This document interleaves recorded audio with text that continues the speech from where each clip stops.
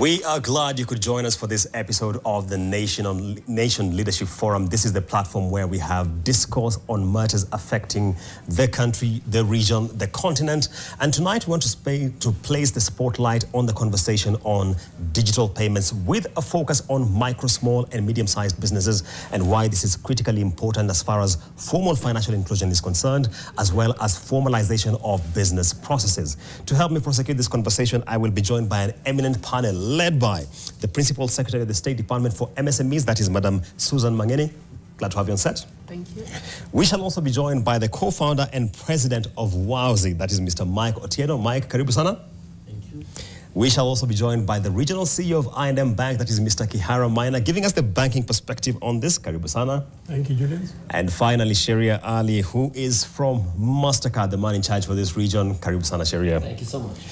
Without further ado, let's jump into the conversation. And remember, this week we have been marking the World Youth Skills Day with a focus again on AI and digital capabilities. So this conversation is quite timely. You can be part of this by sharing your questions on social media at NTV Kenya is the handle. Please drop your questions. I'll be able to sample them and take them at the tail end of this conversation. Let's kick this off. And let me start with, to my immediate left, that is Mr. Sharia Ali. Thank you so much for being part of this conversation.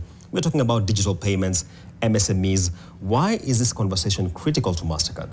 Thank you very much, Julian. And I really want to appreciate the fact that there is a concerted focus that is coming towards a critical backbone of the African economy.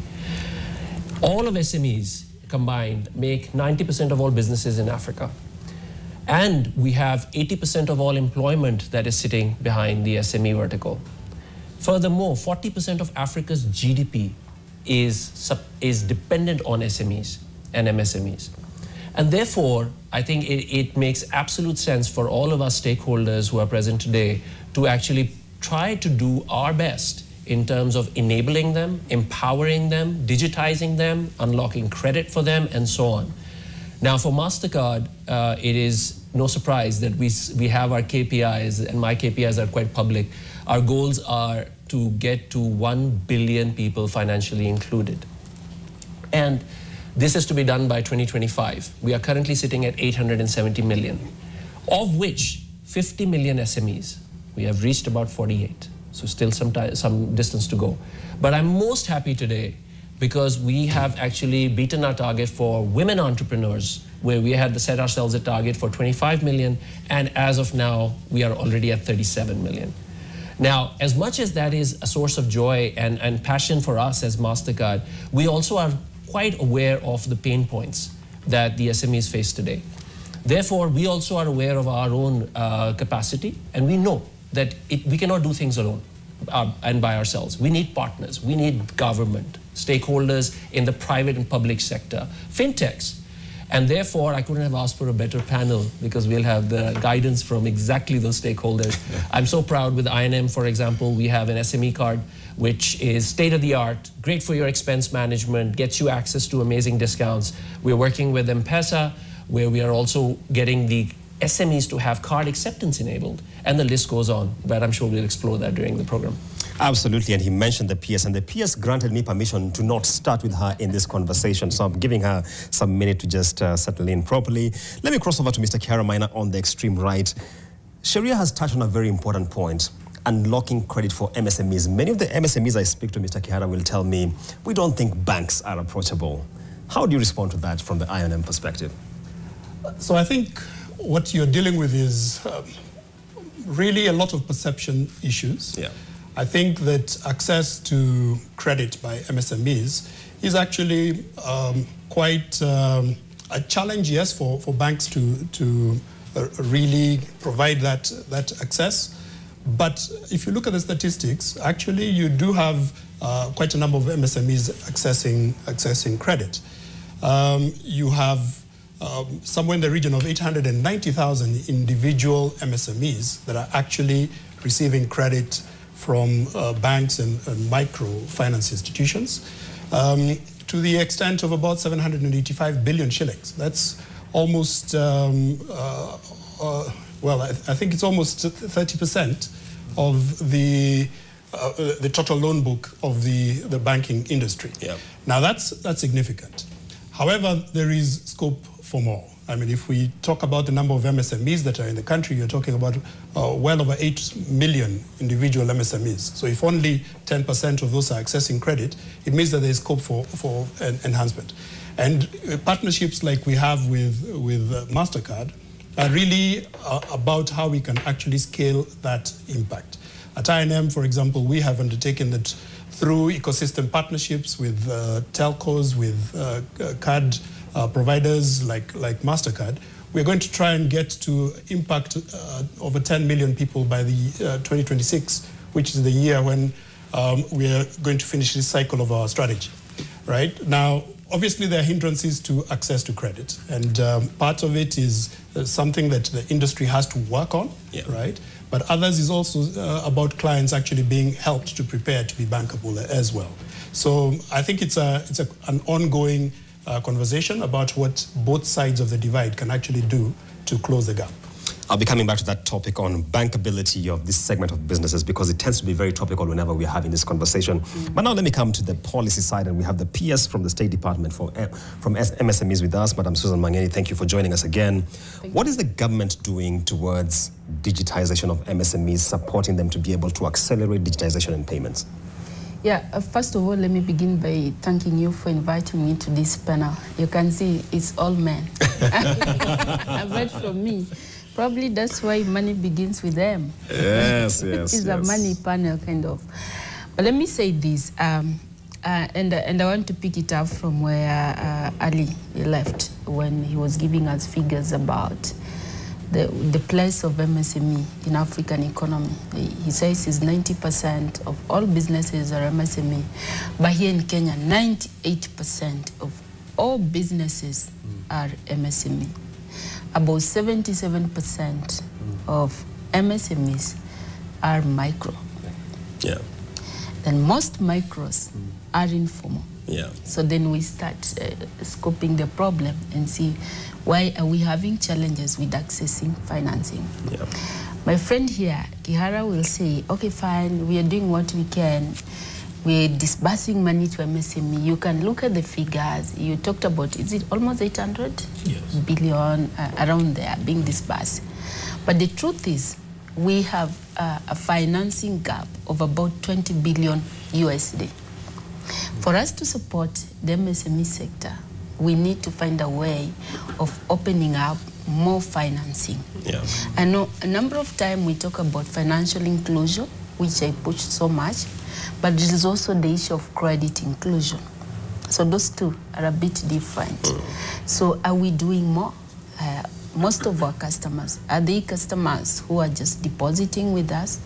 Or are we giving them finances that can enable them to do business, actually? Yeah. And then one of the reasons why most of our MSMEs cannot access sustainable financing from the mainstream banks is because of the conventional collaterals. Yes. Yeah. I know the government has tried on the policy side even to introduce risk-based financing. He will tell you that it's almost not working. I'm not so sure many banks have embraced that. Because if I go to his loan book and ask him, let's now look at it, critically try to analyze, how many of, which segment of MSME did you finance most? Yeah. Was it medium, was it small, or was it micro? And he knows that maybe he has tended to finance medium, and maybe there is a small portion on small. The micro entrepreneurs who are majority in the ecosystem who needs to be supported, and he has raised an issue about preparedness. Yeah. They are not found to be ready to be served by them or to be banked. And this is where now the government comes in. And we've come in strongly, number one, by just acknowledging the place of MSME in our ecosystem. And that's why in the current administration, MSME is one of the 5 core pillars. And our commitments on how to transform the MSME economy is also based on 5 broad areas. The first one, of course, is decriminalizing work. so that we give value to every work. Yeah. And why did we have to do this? Because of what, again, you talked about, is that we are presiding over a population that is growing young and younger every day. The African population is not aging. The average age of an African is about 17 years. Yep. A 17-year-old person, as we speak, is still in high school, is still in school, is still depending Yeah. on parents or on the community, on society, or on government. Then every year we have about, at the continental level, almost 30 million people gaining entry into the workforce. Now, the job market can only accommodate very few. In Kenya here, out of 1 million that gain entry into the job market, only about 200,000 yeah. gets accommodated, leaving a deficit of 800,000. So now we are having a job market that is expanding, and out of the potentially 20 million workforce that we have here in Kenya, only 3.5 million are formally employed. Yep. Yep. So if you look at those figures, it shows that we are staring at a time bomb. So when you see events that have been happening here, since last year of Gen Z, it is real. It is real because they are coming into workforce. And we're talking about youth skills. The skills are not even the issue. These young people are properly skilled, by the way. Are properly skilled, they're ready to dare. Yeah. The problem is the environment, the conditions may not be conducive. And that's why we come in and say, how do we create an ecosystem that can enable our young people, as they leave a higher learning institution, as they enter into the job market, they can now enterprise their skills. But for them to enterprise their skills, we have to acknowledge all the initiative from tech, from all levels of innovation. That's why we say work is work. We need to make it become more sustainable. The second commitment that we make around there as a government is relooking at our regulatory environment, policy environment. Which one is not working? Today we are in the space of digital technology and everything. A lot of policies that we had before may not be tenable today. The work environment and how we are defining the work designs are changing also. You need a young person who can deliver to you while sleeping on his or her couch. But if you want that young person to come to the office from morning to evening, will tell you no. You will want to multitask. So how are we making use of that? But again, to do that, you need to have access to financing. You need someone to trust you. So our call to our friend here and financial institution is that we need to take some risk. We need to see a way of widening our risk appetite. And when it comes to Africa, is becoming more unique because of the youth bulge. So the African financial system must also change and must resonate. Thank you. Allow me to hold you to that point on number 2. And because of that point of the youth, I want to bring in Mike Otieno, co-founder and president of WOWZY, because he's doing fantastic stuff around creating a platform where this demographic, the Gen Z, the youth, can be able to optimize their potential. Mike, first of all, tell us what WOWZY is all about and how you come into this conversation. Yeah, thank you very much. So WOWZY platform, I think of it as a COVID baby because we started in 2020. It's an aggregator of content creators, or what's more commonly known as influencers. We did a survey among the youth, Gen Z and Gen Alpha, and about 70% of them want to become influencers, more than doctors and lawyers. I don't know if that's a good thing. More than finance guys. But that's the demography we are in. Another very interesting statistic that came out from Meltwater is Kenyans spend the most time online than any country in the world. So you can begin to see the space where we are in. So pretty much our platform is multi-sided. So we have young content creators who we bring on board, 200,000 of them so far, across the whole country in all counties. We also, on the other hand, bring in brands who are able to provide work in this environment. It's a double win for the companies because they get visibility. digitally, but at the same time, it has a ripple effect of creating jobs. So that's sort of how we play in this space. As we've seen, there's a huge unemployment rate, but we think such a model provides a very unique opportunity to keep our youth engaged. Yeah. You're in CBD in your office. If you come here on Sunday, you'll see thousands of young people. Yeah. What they call Mavuli. Yes. They're content creating. I spend a lot of time with them. And you can begin to see the opportunities that they are building out and they are accruing that are not conventional. Yeah. If I give an example of something that has become very popular, which I like talking about, is the TikTok Live monetization. If you go on TikTok Live right now, you'll find, again, thousands of youth on lives. And one of the ways they're making money is through something called, Tap Tap, where you can gift your friend. If they're singing and you like that they're singing, you can gift them a flower, which is worth money. Yeah. And they can go back on their wallet and withdraw it. Yeah. So they're monetizing in very unique ways that are unconventional. And that's sort of the space we are in. And I think having these conversations to figure out how do we find these young people where they are and then provide them multiple opportunities that bring them into the financial fore, give them jobs, at the same time enable them to grow. Okay. Sherry, you've just heard that the Gen Z, Gen Alpha are doing employment and income generation in very unconventional ways. How is MasterCard fitting into this? Well, we are superbly proud to say that Wowzy is a StartPath graduate, a very close partner. So I think when the pain point became evident to us in terms of how would an influencer or a Gen Z, social media entity would want to manage their finances, receive payments, get benefits, I think it was a natural partnership to have, and we are really humbled and proud that Wowzy chose us. And today, when we look at the 200,000 base that you already have, and we look at, of course, in Kiara, we partner together in the SME space together.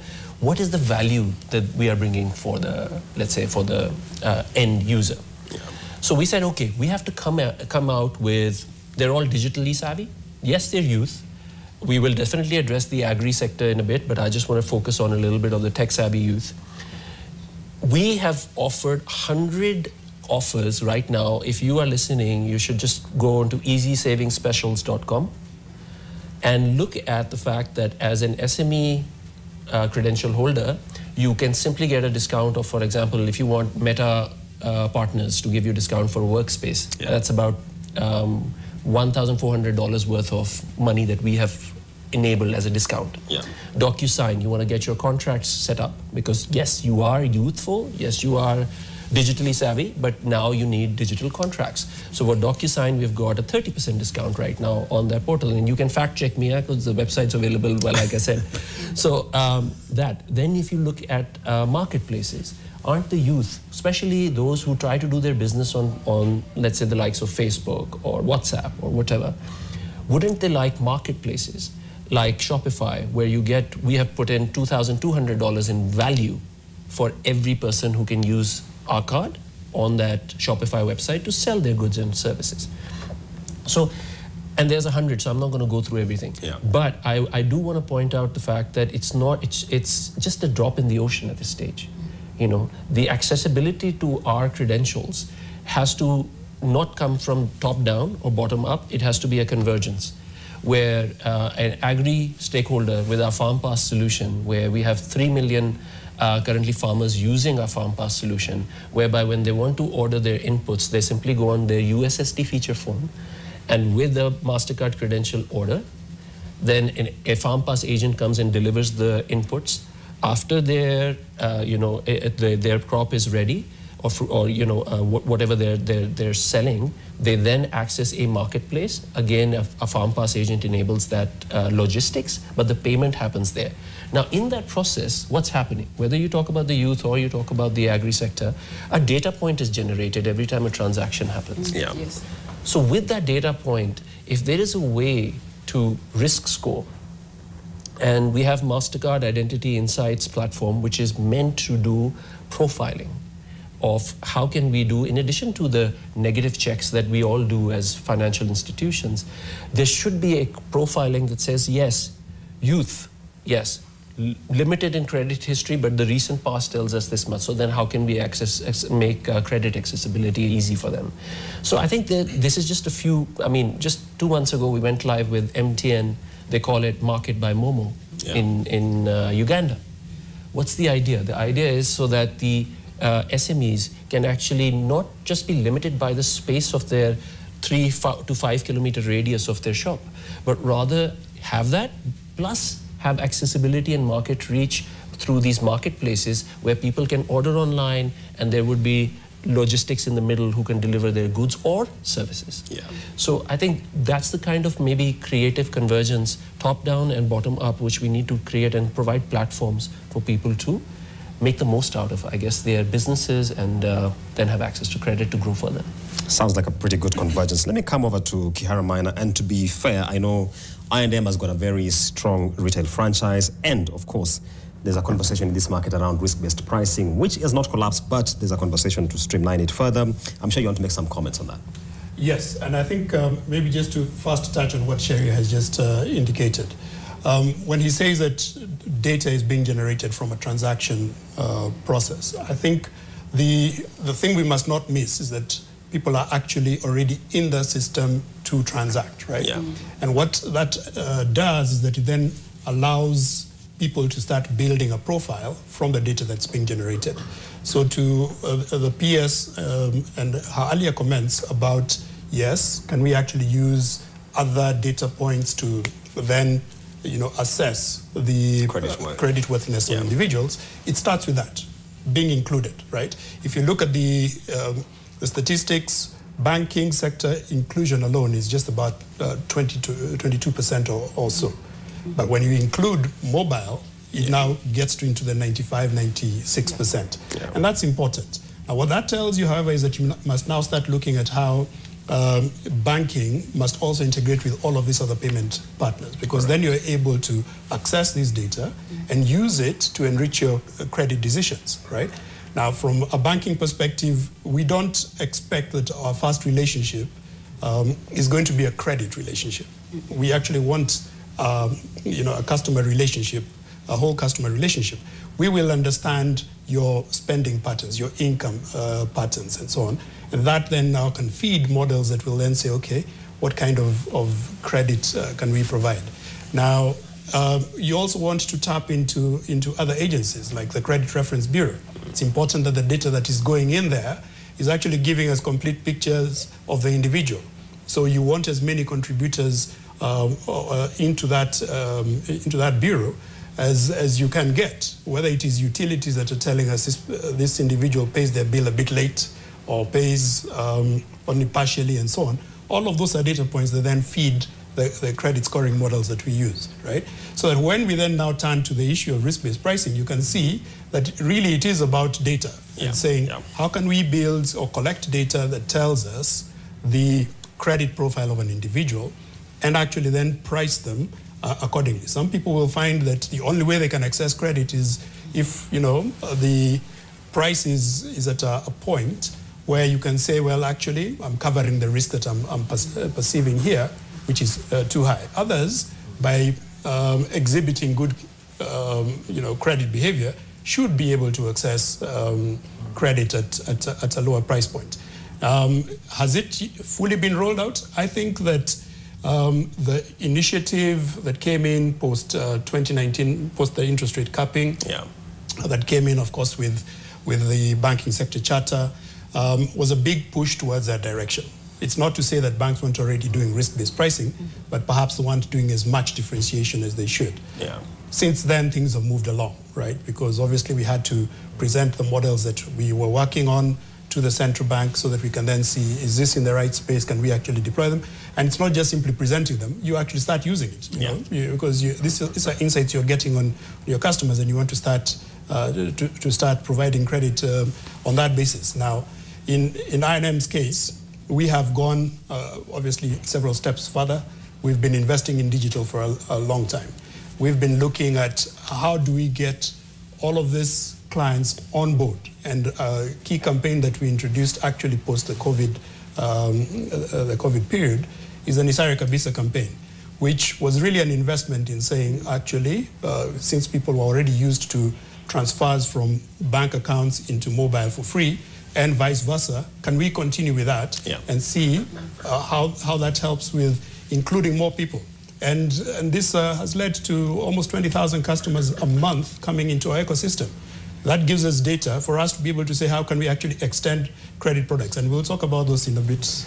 Let me hold Kiara Maina at that point. It's 3 minutes to the top of the hour. We're going to take a very quick break as we build on this conversation. Shortly, we'll be coming back and drilling down into the conversation on formalization of businesses and why that is critical and how digital payments come into that space. Stay tuned.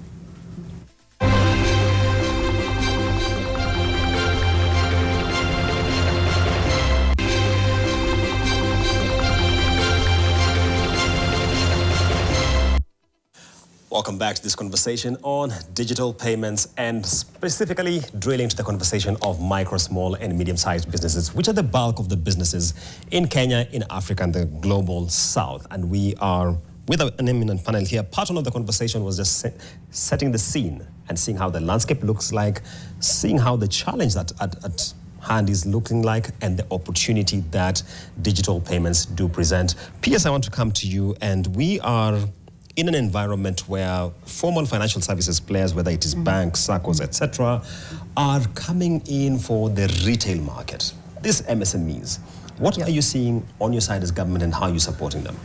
Thank you. So when the current administration came to power, in just less than 90 days, we rolled out Hustler Fund, the most popular initiative of the government, Hustler Fund. And at that particular time, because we just come from an election, there was a lot of notions around, a lot of political connotation that were built around the product. But the purpose of the Hustler Fund and why we brought it, and this is not just a GOK initiative alone, is a very unique partnership between the government and the private sector. When I say private sector, what am I talking about? The telcos, because of the fintech, and then technologies that they have, and then also the banks. So if you remember, I think the second activity that the president did after swearing in, the first was about the judges, but the second one was a meeting with these key stakeholders. And the biggest concern was that we have many Kenyans who have been negatively listed in CRB. And maybe just to clarify, CRB listing is not bad. It's just about information sharing. So we have positive listing and then we have negative listing. But then what has been happening is that the financial institution tend to share negative. They don't share positive. You know, positive, these are my customers. These are my good customers. You don't want to share. So now with the majority of Kenyans in their productive ages and productive stage, close to almost 80 million were negatively listed. And Mr. Kihara here will tell you, and Ali will tell you that once you get blacklisted or negatively listed, you stay in that status for about 7 years. In default status, even after you have paid, before it is dropped off, you are still being seen as a defaulter. After 7 years, then you can be cleaned up totally. But now we are in a situation where most Kenyans found themselves there because of the shocks. We had the corona, the pandemic shock. We had so many things happening, including thereafter corona. We had droughts. We've had this geopolitical, tension happening. We've had inflation affecting us, and all this affects businesses. And when they affect businesses, if we had a financial obligation, a loan obligation, you are not likely to meet in time. So what happens? You get negatively listed. Correct. So when we came in, we needed to correct that market failure. And because also we realized, if a particular financial institution has sent your data there and you've been negatively listed, they are not obligated to clean you up. So credit repair mechanism, and I'm hoping that in this conversation you will also be telling us from where you stand, how do we work out credit repair mechanism for our MSMEs. So most of them suffer because there are no also available credit repair mechanism where you can quickly then be cleaned up and go back to engaging in the economy. So what we did, we say, fine, how do we get these people from negatively being listed so that we can rehabilitate them? So the banks told us we cannot lend them again. But if you put in money, we'll give you our infrastructure. The telco said, we okay. We will give you also our fintech infrastructure to do this. So that's how now the government of Kenya put in money. After all, the role of rehabilitation lies with the government of the day. This is our population. And like he said, somebody somewhere has to make the population become lending and investment ready. So we took it upon ourselves. So the 2.5 experience that we've had, first has created credit visibility of about 26 million Kenyans. So we are able, looking at the analytics, to see those that have got the willingness to borrow and pay and the ability to repay. And those who, and they know the language, those who can't pay and those who won't pay. Those are two different. They know those who won't pay. Even if they're in a position they can't pay, it could be because of circumstances. That then you look further. So what we've done with those credit profiles, we've given those that were in CRBs, for example, majority of them have had an opportunity to demonstrate that it was just by circumstances that we're here. But because we are having the banks in that frame, they are now able to observe their behavior. And that experience has now been crystallized into Hustler Fund behavioral credit rating system. After 2.5 years, all that experiences, whether you have been repaying or whether you have defaulted, is still a behavior. So has been crystallized into a 9-band Hustler Fund rating system. If you have ever accessed Hustler Fund here, if you dial *254# and this USSD channel is 0 rated, so meaning we were reaching out to everybody. You cannot say, I don't have airtime, I did not have what. So you are graded between either A1 to C3, so it's 9. So we have A1, A2, A3, C1, C2, B1, B2, B3, C1, C2, C3. Of course, with A being excellent and C being very poor, requiring improvement. So this rating has given us a basis of now going now to the banks and saying, you can use this as another source of data to determine those. And remember, if you have borrowed the so-called government funds, because there is this moral hazard that is usually attached on government initiative, especially funds. They say, it is for everybody, government of Kenya or government of this country. But if you can demonstrate that you can borrow and repay, like now those who are rating between in category A and category B, who are currently at 4.5 million, I can guarantee you, as a government of Kenya, we are telling you, this one, please lend them without even blinking. These are people they are credit-worthy because they have braved off the moral hazard that is usually attached to government. So those are some of the intervention as a government we've done. So Hustler Fund was to create that visibility, and was also to let the formal financial institution to bring that practice for them to know that not every Kenyan, you can't, not every Kenyan is bad. You see? So don't just become more risk averse on them. Give them, give them an opportunity. So we are at a point where we need now to graduate them. And for us to graduate, we have now to come to the ecosystem, financial institution, and say, we will be doing the dirty work. They are our people. It's our responsibility to clean them up, to give them that experience. And then from time to time, we will be graduating them to now your formal system. So these are the people that you can now start applying the risk-based financing because they've shown they are credit-worthy. Allow me to just jump in there quickly with a question to close that conversation here. So as we speak, how many are ready for graduation to the formal system? So we have, out of 26 million, the new entrants and those who have been existing, 9 million are repeat, over 9 million are repeat borrowers. Okay. 4.5 million, these are the ones who are rating well in A's and B's. And if you are rating in A's and B's, these ones are ready to be graduated to the formal system. And we introduced a bridge product. You see, it's like a child, when you are winning the child from liquid foods to solid foods. It's a transitory. You know, it's transitory. Okay. So we introduce a bridge product to just facilitate that process, and we see the experience. And we're also trying to put into, we were now putting into trial the credit rating. And the bridge product is performing extremely well.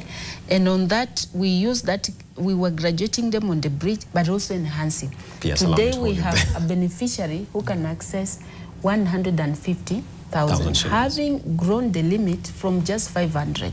Okay. And they can borrow 150,000 and do whatever they want to do. And they are really investing. Okay. Yeah. Thank you for that, PS, giving us some color into the interventions being put by government as far as including micro, small, and medium-sized businesses into the formal financial net is concerned.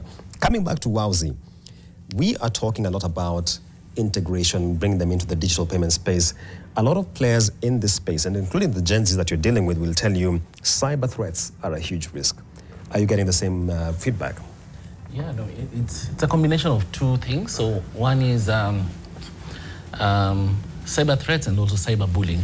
So if you think about a young person who's taking their life online, all of a sudden you're subject to everybody's opinion. You know, your comment sections, your direct mails, people are still telling you all sorts of things. So we are seeing a lot of youngsters facing mental health as a result. On the cyber side, it's quite interesting. The single biggest asset for you as a content creator is your social media page. We are starting to see hackers figuring out, you know, through social engineering or whatever, how to hack into your page. And there's sort of no recourse because, you know, sometimes they can't reach the platforms, etc., etc. So we're working very closely to figure out how do we, A, protect that page. Yeah. In fact, we were arguing at some point that some of the pages are, should be national assets. If you have young creators who individually has 4 million followers.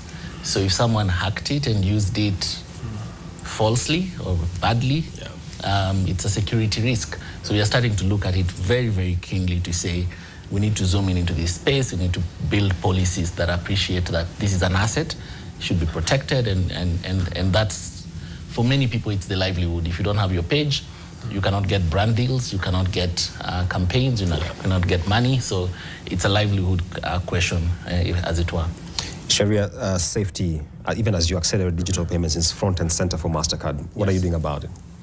So look, artificial intelligence and agentic AI is on the horizon. We are all hearing about it, but what does it mean? It means that previously AI could only create. Now we are moving into where AI can act. And to break it down, there is a CRUD construct which says create, read, update, and delete. As long as an agent can actually create, read, update, and delete, what it does is that it enables you that even in our case, when we look at our cyber intelligence assets, we can actually detect a fraud before it gains scale. Or it comes full force, and to put the measures in place to actually stop it in its tracks.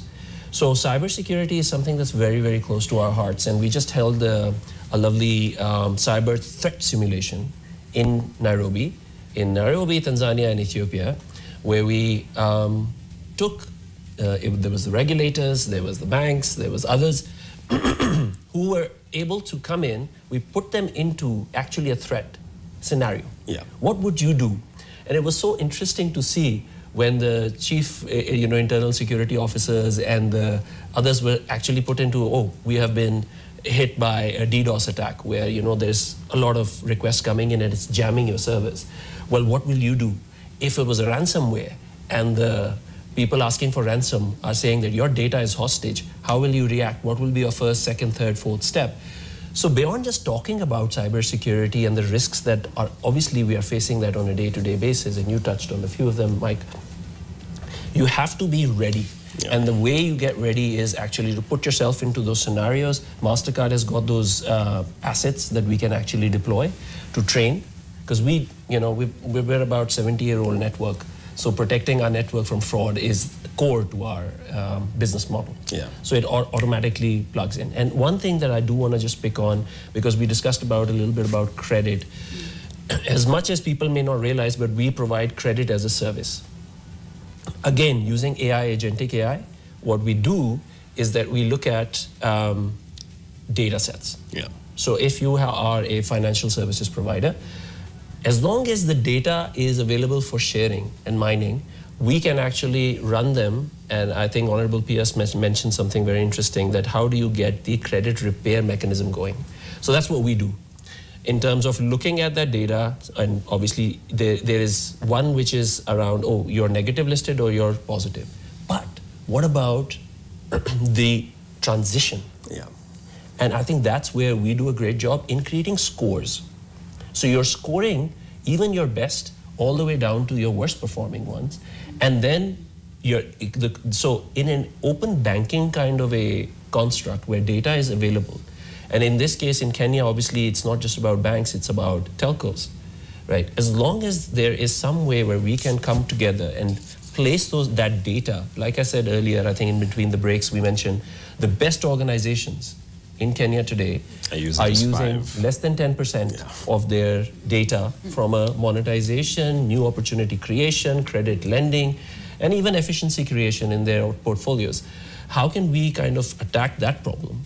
And automatically we're going to start seeing, because once the opportunity becomes visible through data, then it's just a matter of how you deploy it and do it with confidence. All right. Kihara, your interventions on this issue of, as we talk about digitization of payments, security is front and center. Indeed. I think, first of all, this is the backbone of the economy, the financial system, right? And the premium that you must put on security is really high. Yeah. As we start digitizing payments and digitizing operations, it becomes really critical for public trust to be engendered through understanding that investments are actually going into security, because we are starting to get a lot more connected. We are looking at moving from the banking ecosystem into the telco ecosystem, into the government ecosystem, and those interfaces have to be very well protected. So banks have been very early adopters, I would say, of artificial intelligence, especially on the security side. And this is using particularly machine learning embedded systems that already are designed for particular purposes, right? So for example, if you look at a bank network, it's not unusual to expect something in the region of 4,000 attacks a week, right? And distributed not just from local players, but global players, right? Who can easily just simply send a signal over the internet and really attack your systems. You cannot protect against that using smart people in your security operations center.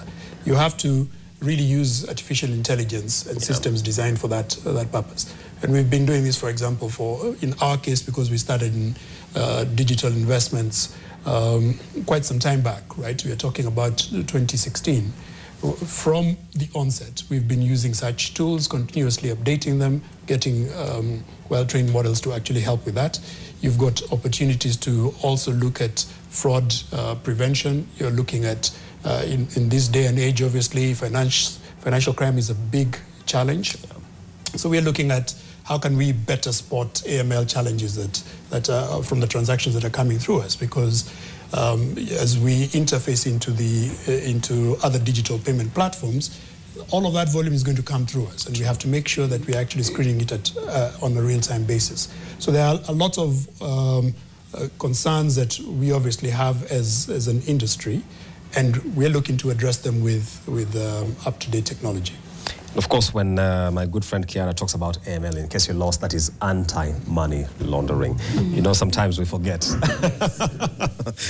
PS, let me come to you, and we have the National Digital Master Plan 2022 to 2032. One of the key gaps identified is that we have a huge digital literacy challenge, especially among the MSMEs. Very quickly, what are you doing about it? So, what the plan outlines, first of all, on how the training, the need for training and the need for capacity building. Yeah.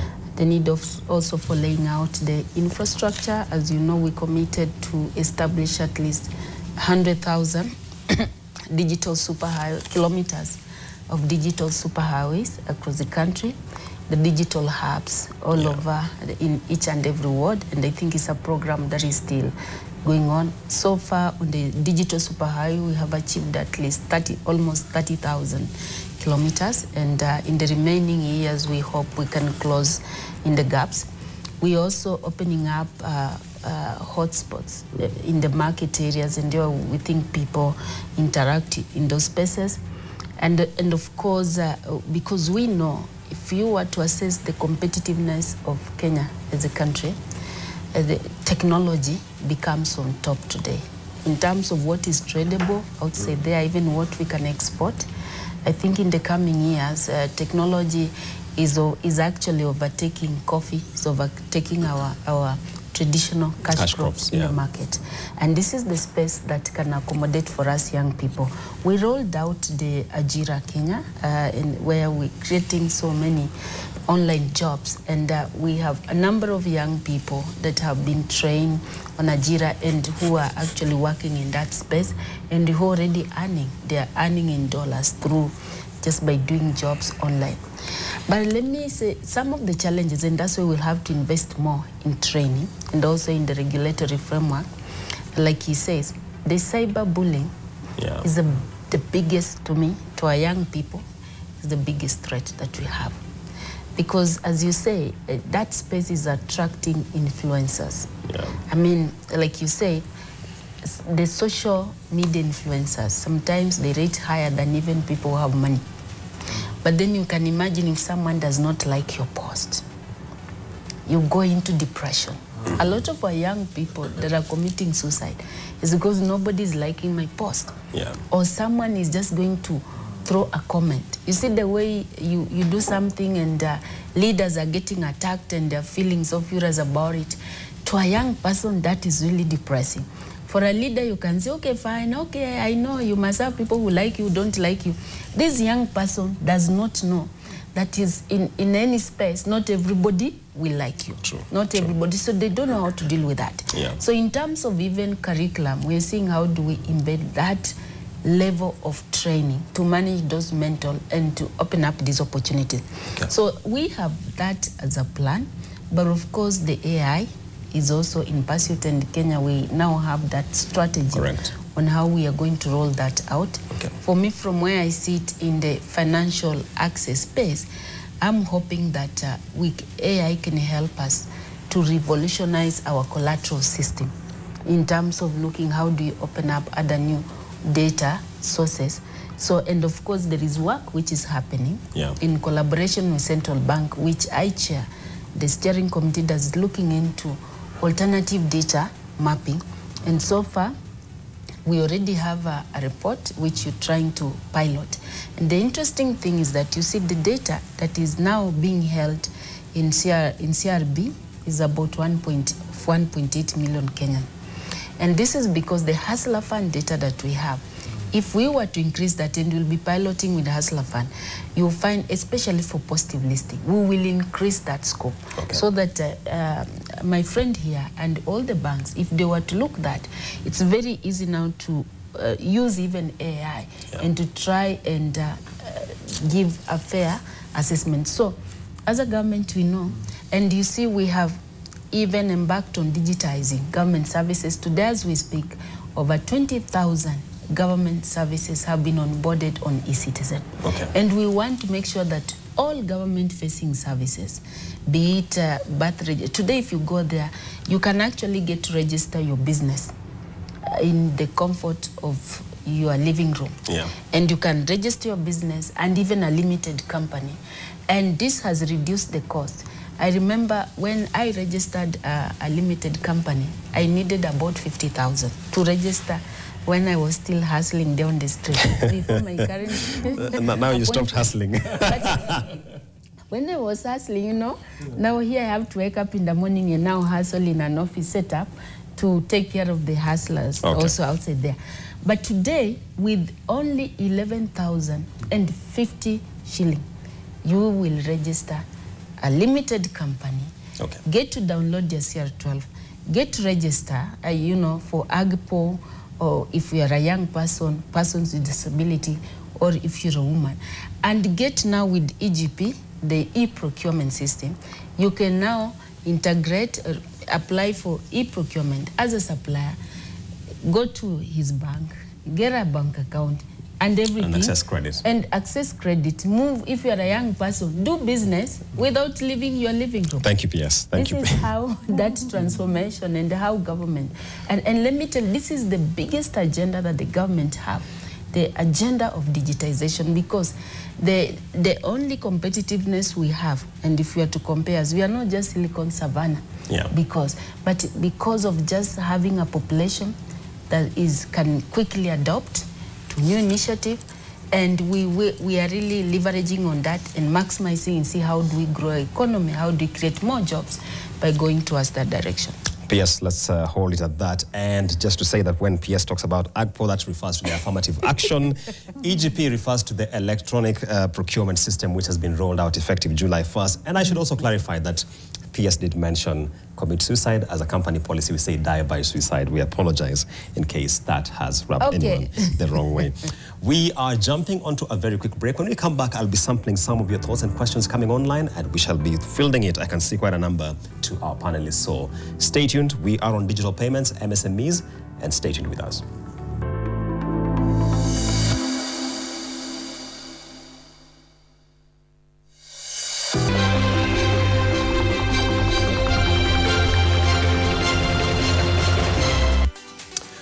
Welcome back to the last leg of this conversation on digital payments with a focus on MSMEs. This is where we do a quick fire because we are taking your questions coming online. Let me start with the questions coming in from my brother from Wauzi. One, is this opportunity for TapTap only available on TikTok? What about we geriatrics who are on Facebook? Yeah, so the TapTap one is primarily on TikTok. They allow this live stream monetization. But I'm aware that Facebook also, through their Meta platforms, have unlocked monetization as well. This is where, you know, a lot of the different trainings that we do, both in county physically, but also online on our website, can be able to guide you in terms of which is the best platform for you. Sharia, for example, is a great, one of the largest LinkedIn influencers. So which channel is best for you? Where can you grow? And how can you monetize? So we are able to support you through that process. Is LinkedIn really social media? Any story for another day. Let me come to Sharia Ali. Sharia, there's a question here, and you and I have had this conversation before. Is there a way we can make our digital payments, as much as we celebrate them, a lot more seamless than they currently are? Definitely. I think Honorable PS mentioned around the average median age of 17 in Africa. So if you look at the fact that what is the future customer looking for example, I mean, I'm not saying I'm the future customer, I'm surely not 17, but if you look, I make my payments with this ring. So my card in the chip is actually in this ring. I just go, I tap, and I walk away. Now, the youth is actually looking for less friction. And anytime you have to simplify payments, you have to look at ubiquity, interoperability, and economics. Yeah. If you're ticking these three boxes, like that's what I love about my MasterCard team, Imelda, and a host of our SME experts, what they're doing is they're saying, okay, why is QR working in India and China? Why is QR working in Tanzania? Yep. How do we get that to work in all of Africa, and including Kenya? And so I think the question became that, okay, let's get the ubiquity going. So it should be available for all. Yeah. So excellent work by the regulator, because a year or so ago, it was already created as an interoperable single QR. It's not like 10 QRs in a shop. It's like one. Then secondly, the question came around economics. So MasterCard, as a very, I think what is really amazing about our spirit with which we work as a team is that we localize ourselves. Yeah. And I think what we did here was that we dropped our interchange from an economics perspective from a 1.12% to 0.5% for normal card transactions and 0% for QR. Yeah. And I must repeat, 0% for QR. However, we also know that there are schemes out there who we can't just put one QR with us at 0 and others at whatever. Yeah. It has to be uniform. And therefore, then it will be adopted, scaled, and I'm sure the SMEs will create those data points that we need to underwrite them for credit and so on. So, yeah. All right. Kiara Maina, still on this issue of interoperability and cost, we thank I&M for the zero cost on mobile wallet, bank to mobile wallet. Can they persuade their peers to adopt the same? Yes, I think, first of all, it is an initiative that we understood was actually an investment. So it's an issue of perspective. It's actually an investment in the platforms that we are looking to of course, scale. Yeah. And it's paying dividends in customers coming on board. What Sherry has just talked about in terms of ubiquity is something that we are also alive to. We appreciate that small businesses also want to access payment rails that are also, shall we say, have less friction, right? So we have actually extended it at I&M to what we are calling the solo Bs, right, segment. So you talk about small, micro and small businesses, or what you'd call sole proprietorships, right? And what that does is that it allows individuals to actually have or reduce costs within their business, because they're then moving money from the banking ecosystem into the mobile ecosystem and doing transactions off those, and transferring, of course, seamlessly as well, and starting to make payments on that. So what that means is that really I&M is already used to innovation. It's one of our core values. We're used to leading from the front in such spaces. And we know that we're going to see the banking industry also starting to look at, okay, why are we seeing that kind of scale at I&M? What can we do to mimic this? It becomes a competitive factor, and they will start looking at it as an investment as well. So I'm sure they're already asking themselves those questions. All right. Yeah. Okay. P.S. There's a question here around the National Master Plan on AI. Does it fully take cognizance of the transition from generative to agentic AI? Very briefly. Thank you. I think we have to accept that AI is a new phenomenon, and with experience we'll keep on improving. Yeah. Because also the sector is highly dynamic. Yeah. So you cannot just come up with a strategy and say this is it, but with experience we'll keep on improving. But again, the question you have asked them is that... By them you mean banks? With the banks, with these banks and them, I said these are the big bosses of money. I must say that in the ministry we have established a round table that brings together the private sector and the MSME and us. It's a public-private sector, a round table, so that we can discuss issues on how to unlock opportunities for MSME from financing, from access to market, and also get to hear from them where the pain points are in terms of the policy environment. And I think our next focus will be on discussing the issues of access to finance. How do we make financing work for MSME, all the levels of MSME, especially the micro entrepreneurs? And I think we'll be inviting them. So, and I'm happy to hear these good practices that are coming here from this panel.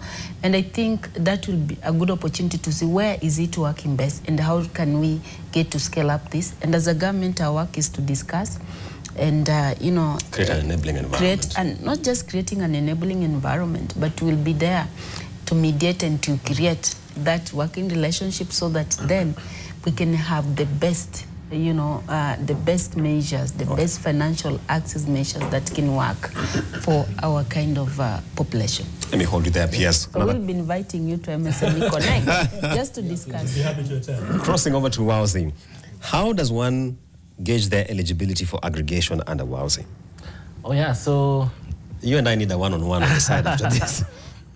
So the bar is very low, actually. So you simply need 250 followers on social media. That makes you eligible to become what you call That's cumulative across platforms or just? At least one. At least one. then you can join as a nano influencer, and you can definitely grow out of that. So you need to at least have a social media channel, have 250 followers, and we are available on all the stores, the App Store and the Play Store. And yeah, you can join and start at a certain level and then grow with us. If you are totally green, it's not all lost for you, because we are doing in-county trainings together with players like MasterCard Foundation, where we're actually finding you totally green, trying to understand the space. And you come in, you get a starter kit, which is this little bag with a phone, a ring light, and all that you need. Then you can start your journey. So two parts. All right. Yeah. Sheria, very quickly, following on what Sheria has just said, we had the launch of a national QR code about 2 years ago. Isn't this a starting point we can ride on? Definitely. And I think, like I said, to the three major factors why any kind of a payment mechanism becomes really proliferated and scaled and adopted is you bring in, again, ubiquity, interoperability, and, of course, the economics. It has to make sense. Now, if we take QR in, let's say in Kenya, if you go to a shop and you have 5 QRs for different methods of payments or different, service providers, that's not really simplicity. Yeah. The simplicity lies that we all come together and we say, for the common good of Kenya, like it happened in the likes of India, China, other places all over the world now is adopting. I mean, Brazil, you go, QR is one. There's one QR. Everybody has a piece in there. That's exactly what the Central Bank of Kenya envisioned and delivered on. Now, why don't we put our differences or whatever contentions or competitions aside and say, well, this is for the common good for Kenya. How about we come together, make it seamless, simple, and agree on the economics? Because I cannot have one QR where one particular scheme is running at one rate and the other is running at another. You have to have a very low entry barrier there. And then you can expect it to be adopted. Why wouldn't a merchant take it? Why wouldn't an SME want it? There's just no reason. So I think that's the direction we should look at going together. Kihara, we spoke about the issue of collateral-based lending, and there's a question here which is asking, for those MSMEs who might be keen on securing non-collateralized debt, how do they go about it? So I think we spent a bit of time talking about how banks and any credit provider actually looks at a borrower. And we must say that collateral is actually a second level of, or second source of repayment. The first thing we're really looking at is your ability to pay, right? We really are not interested in selling your house. That's the truth. So we want to see that you can actually meet your obligations as they fall due. So really building that, and PS has talked about the profiling that has happened through the data and the Hustler Fund. A total picture adding from different sources, your utility, behavior, and so on. All of that gives us rich perspective on who you are as a borrower, right? So you will find, for example, we have a lot of clients who've come on board following the initiative that we have on Nisari Kabisa, and they've built up data about themselves, transaction data, and we can tell what kind of credit we can give to you, and we'll start you off, right? And what do? We have started a 30-day loan product that's very, very popular, right? It has graduated scales. You can borrow up to even 150,000 shillings, right? And what this allows you to do is say, okay, having built my profile, I just click on my app, the INM-OTG app, and immediately, because you're pre-scored on this, you can actually access that instantaneously. Yeah. Typically, you will find that you will see people cycling this, take it for 8 days, pay it off, and so on, right? So the bottom line is that you have to build a strong credit profile through the transaction behavior that you have. And of course, that means that you have to be included in the, shall we say, the grid. You have to be present so that you can actually build that profile from your transaction data. All right. Friends, we have 10 minutes to close, so I want to invite everyone to give their closing thoughts. I'll start with my brother from Wauzi, then I come to Kihara, then Sheria, then the PS will close for us. Mike.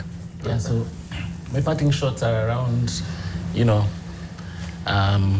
really thinking about our young people and the opportunities they're looking at online, making that process seamless, scalable. Very interesting thing we've started seeing is TikTok mashinani, or vernacular influencers. And we are actively actually getting on board these guys into very interesting campaigns. So it's not an urban thing. I think that's the parting shot. It's trickling down and cutting across all sorts of society. So great.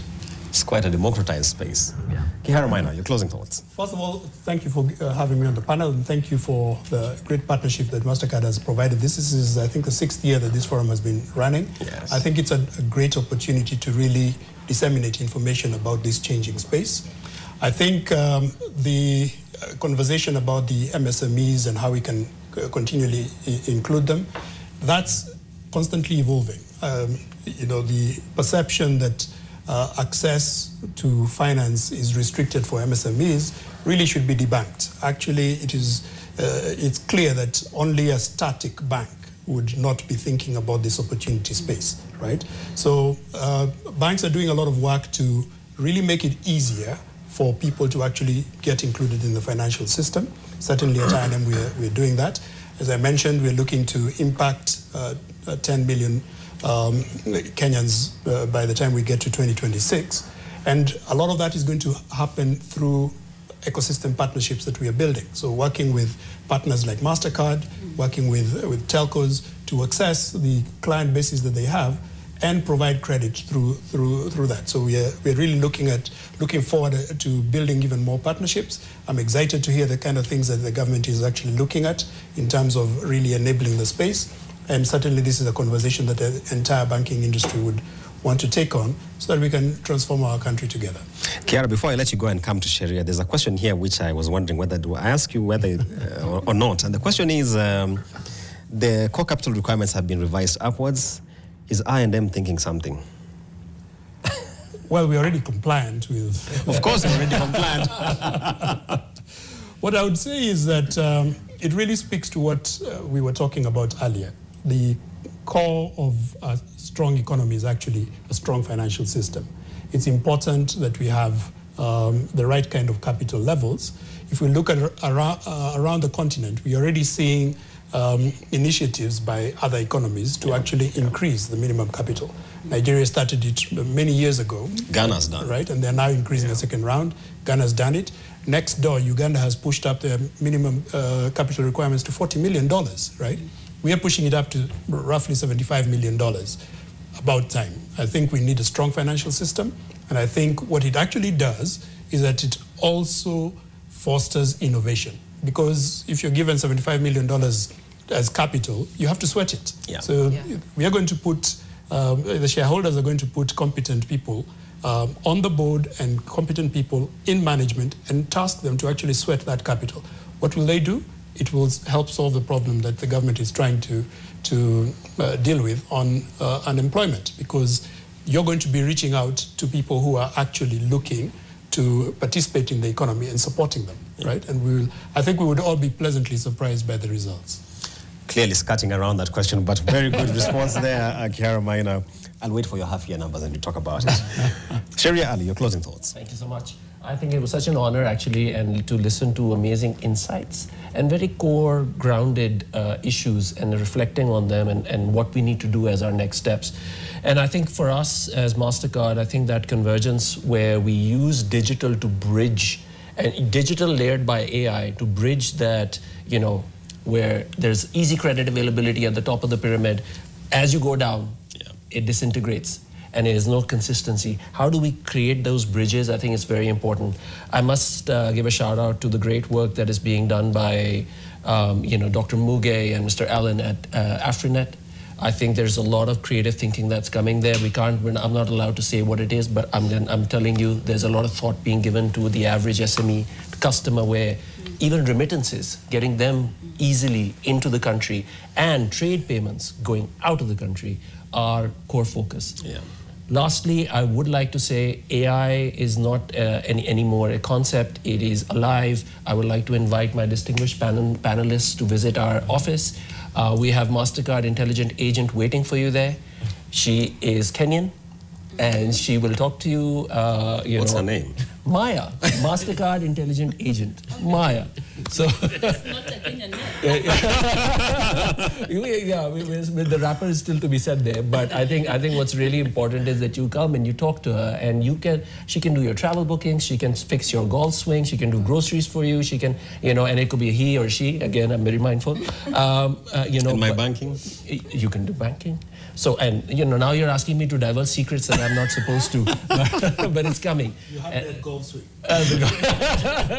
So you're actually invited to come and have a look, because I think AI integration will make life easy for SMEs, both in terms of efficiencies in their business, credit unlocking using data as a foundation, and then even like if you have to do your payroll or if you have to do your logistics management, I think an AI agent or assistant can help.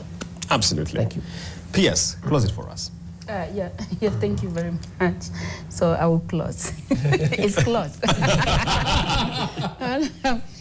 But mine is for us in the ecosystem, both in public and in the private sector, just to underscore the type of customer that we are dealing with today. This is a customer who is a micro consumer, and also is a micro entrepreneur. So their purchases are micro, also the small, what we call a kadogo economy. Yeah. In Kenya, ours is a kadogo economy. And so we need to move from the conventional way of financing and start embracing the new opportunities which are coming with the technology, and also just at the back of our mind, knowing that this kind of customer is a young person because of the demographics that we are talking about and the youth bulge. So this kind of a customer does not have experience in banking. Most of them are likely to be having their first time experience with banking. And we were having a conversation recently about the tech space and opportunities there. And somebody was encouraging the techpreneurs that one of the biggest mistakes you do, because this is something, you're innovative, you're creative, especially those in creative economy, industry, tomorrow you'll still use your brain and achieve. So like now, tap, I will still tap tomorrow and get money. So you don't want to gain safe to start establishing the history that he was talking about, which will be very necessary and will give them, some idea on who you are, the basic just know your customer kind of. So for us, we need now also to revolutionize our financing system to meet the context and the needs of this customer that we have today. Because the customer of yesterday is not a customer of today. And again, also there's some work which we've been discussing, of course, with MasterCard and the Special MasterCard Foundation. And we're also urging the banks, beyond just credit line being our business. And I like when you say it's about establishing relationship. But in which forms are we establishing this relationship? How much are we investing in capacity building? If I'm a soccer fan, I will not say my team. But of course, it's usually on the first page, not on the second page of EPL. I'll say this. You see, all football clubs out there, they have an academy because they're preparing for their next level players. But when it comes to banks, the question is, who is preparing for you for that credit-worthy customer? We need to invest in capacity building, in financial academy, in financial literacy, so that you prepare your own customer. Thank you. All right. Awesome. And that wraps up our conversation tonight on accelerating digital payments with a focus on micro, small, and medium-sized businesses, covering the entire spectrum from the policy environment to emerging issues in tech, including AI and how it is revolutionizing the landscape, to creditworthiness and how the profiling is done, to policy environment around credit risk pricing, and of course the good work that is being done by players like MasterCard and Wowzy as far as equipping the new demographic of consumers of the services. We shall continue highlighting this issue, so stay tuned to NTV. News is up next.